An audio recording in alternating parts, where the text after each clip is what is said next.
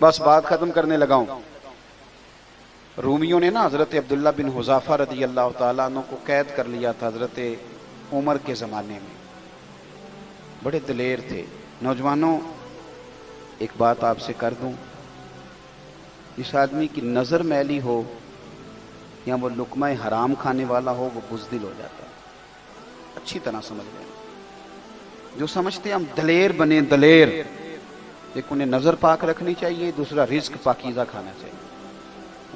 کبھی بھی وہ کمزور نہیں پڑے گا. یہ بس دل کی تختی پہ لکھ لو. خوددار بنو گے تو تمہاری عزت بڑھ جائے گی، ہاتھ پھیلاؤ گے تو ختم ہو جائے. حضرت عبداللہ ابن حذافہ بڑے دلیر تھے. میدان میں لڑ رہے تھے رومیوں کے خلاف، تو 1000 فوجی تھا اور عبداللہ ابن حذافہ اکیلے تھے. لڑ رہے تھے. چونکہ وہ اقبال نے کہا تھا کہ مومن تو بے تیغ بھی لڑتا ہے سپاہی، اس کے تو ہاتھ میں شے کوئی نہ ہو تو پھر بھی لڑتا رہتا ہے. لڑ رہے تھے. 1000 بندے نے مل کے گرفتار کیا. قابو نہیں آتے. میں کہانی نہیں سنا رہا، حضور کے صحابہ کی شان سنا رہا ہوں. یعنی 1000 بندے نے. ہمارے بچے اللہ خیر فرمائے، انہوں نے موٹر سائیکل ایک ٹائر پہ چلانا سیکھ لیا ہے. باقی کوئی دنیا کا کام وہ باہر جا کے کریں گے، پاکستان میں نہیں کریں گے. ہر چوتھے بیٹے سے پوچھو آپ کیا کرتے ہیں، کہتے کاغذ جمع کرائیں باہر جانا. تو جب جاؤ گے تو چلے جانا، یہاں تو کچھ کرو. کچھ نہیں ملتا تو ریڑھی لگاؤ، کچھ نہیں ملتا تو کریانہ ڈالو. ایک پیشہ دنیا میں برا ہے، وہ ہے ہاتھ پھیلانا. باقی کوئی پیشہ دنیا میں برا، حضور نے تو تعریفیں کی ہیں محنت کر کے کمانے والے.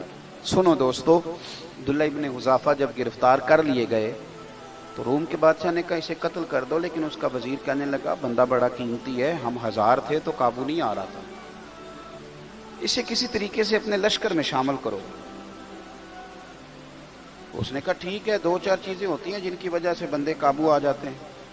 وہ پتے پھینکو.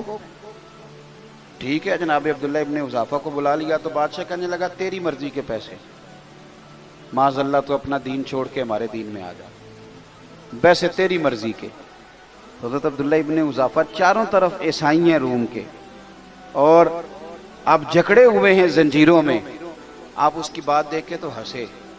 فرمانے لگے یار تو بڑا ہی بیوقوف ہے، کس نے تجھے بادشاہ بنایا؟ کیا مطلب؟ آپ فرمانے لگے او خدا کے بندے، تو مجھے پیسوں کا لالچ دے رہا ہے. میں نے پیسے کمانے ہوتے تو میں کاروبار کرتا. میں تو تلوار لے کے میدان میں آیا ہوں، مجھے پیسے نہیں چاہیے، نبی کے نام پہ شہادت چاہیے.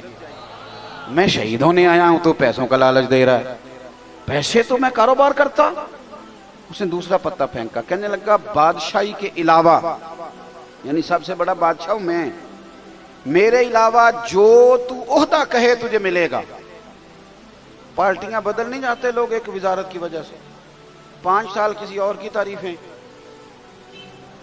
اور چھوٹی سی اشارہ نہیں ہوا تو پھر فوراً سجدہ صاف کر جاتے. وہ کہتے ہیں مجھے تو پتہ ہی نہیں چلا. کتنے دن؟ پورے 5 سال کوئی پتہ نہیں چلا. یہ کمزور قومیں ایسا کرتی ہیں. نظریاتی لوگ اس طرح کے، شرم آتی ہے اس طرح کی باتیں کرتے ہیں. جو نظریاتی لوگ ہوتے ہیں وہ بکاؤ مال تھوڑا ہوتے ہیں. میرے بھائی غور کیجئے گا. کہنے لگا میرے علاوہ جو عہدہ تجھے چاہیے ملے گا. آپ پھر مسکرائے. فرمانے لگے یار تو مجھے کس عہدے کا لالچ دے رہا ہے؟ میں نبی پاک کا صحابی ہوں، اور حضور کے صحابی ہونے سے بڑا دنیا میں عہدہ ہے ہی کوئی نہیں. صحابہ تو وہ صحابہ تھے جن کی ہر صبح شام ہوتی تھی. خدا کا قرب حاصل تھا، نبی کی دید ہوتی تھی.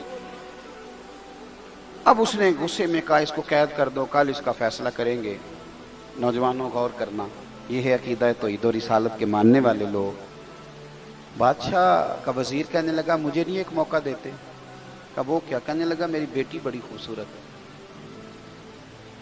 میں کیا کروں؟ میں تو اس ملک میں رہتا ہوں جہاں کا نوجوان لڑکیوں کے اسکول کے آگے کھڑا ہوتا ہے، کالج کے آگے کھڑا ہوتا ہے. ڈھیر ساری بچیاں پڑھ سکتی تھی، اس لیے ماں باپ نے کالج سے اٹھا لیا کہ مسلمانوں کے بچے تنگ کرتے، یہودیوں عیسائیوں کے نہیں، ہمارے اپنے.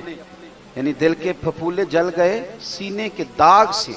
اور دیکھو میرے گھر کو آگ لگ گئی، گھر کے ہمارے بچے. اور یاد رکھنا جس کے گھر میں بیٹی ہوتی ہے نا، میں نے اپنے سر پہ کبھی بڑے بال نہیں رکھے، چھوٹے سے بال رکھتا ہوں. میری 7 بہنیں. لیکن میں سڑک پہ کھڑا تھا، شاید 6ٹھی کلاس میں پڑھتا تھا، تو میں نے بالوں کو بڑی کنگھی کی. جیب میں کنگھی ہوتی ہے، ایک وقت ہوتا ہے نا بندے پہ. میں کنگھی کر رہا تھا تو میرے ابا جی بھینسوں کا چارہ لے کے آ رہے تھے، تو ایک بات انہوں نے مجھے سڑک پہ بلا کے کہی، مجھے کہنے لگے پتر کنگھی شنگھی کر کے نہ نکلیا کر، میری 7 دھیاں نہیں، اگر تو کسی کے گھر دیکھے گا تو پتہ نہیں کیا بنے گا۔ بس ختم ہو گئی بات، کبھی بال ہی نہیں رکھے، ختم ہو گئی بات اس کے بعد، اور کبھی خیال ہی نہیں آیا۔ یہ آپ اپنا گھر محفوظ کریں گے اگر آپ کسی کے گھر کی حفاظت کریں گے۔ بھائی حضرت عبداللہ ابن حذافہ کے بارے میں وزیر کہنے لگا میری بیٹی بڑی خوبصورت ہے، رات کو سجا سنوار کے بیٹی کمرے میں بھیج دی، لیکن سیدنا عبداللہ بن حذافہ ساری رات نفل پڑھتے رہے۔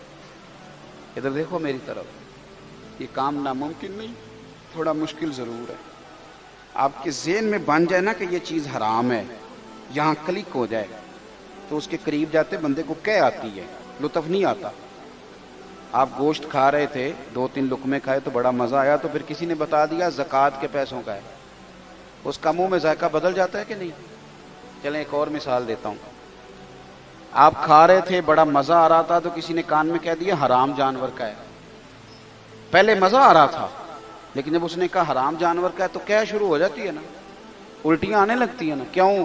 کہ آپ کے ذہن کی یہاں فٹ ہو گیا ہے کہ حرام چیز کھائی جا سکتی۔ تو اگر یہ ذہن بن جائے نا کہ یہ حرام کام ہے عورت کی طرف جانا، تو پھر بھی انشاءاللہ قریب جاتے آپ کو لذت نہیں آئے گی، آپ کو کیا آئے گی کہ یہ میرے لیے جائز ہے۔ بس یہاں فٹ کرو کہ یہ حلال ہے اور یہ حرام ہے۔ عبداللہ ابن حذافہ رضی اللہ تعالیٰ عنہ کے سامنے بٹھا دیا عورت کو، ساری رات وہ کہتی ہے میں بیٹھی رہی، آپ ساری رات نفل پڑھتے رہے۔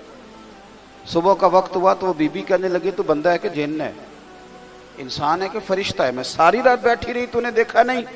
تو آپ فرمانے لگے نظر جھکا، میرے ساتھ بات نہ کر۔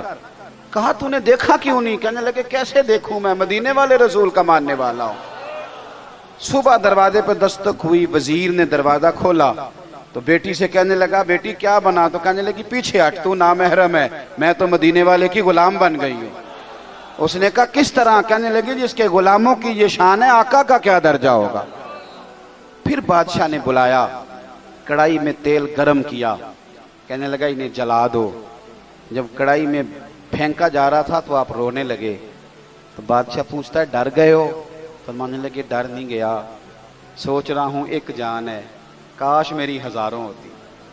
وہ کچا رنگ للاری والا جیڑا چڑھدا تے لیندا رہندا، اے عشق تیرے دا رنگ محمد چڑھ جائے پھر نہیں لیندا۔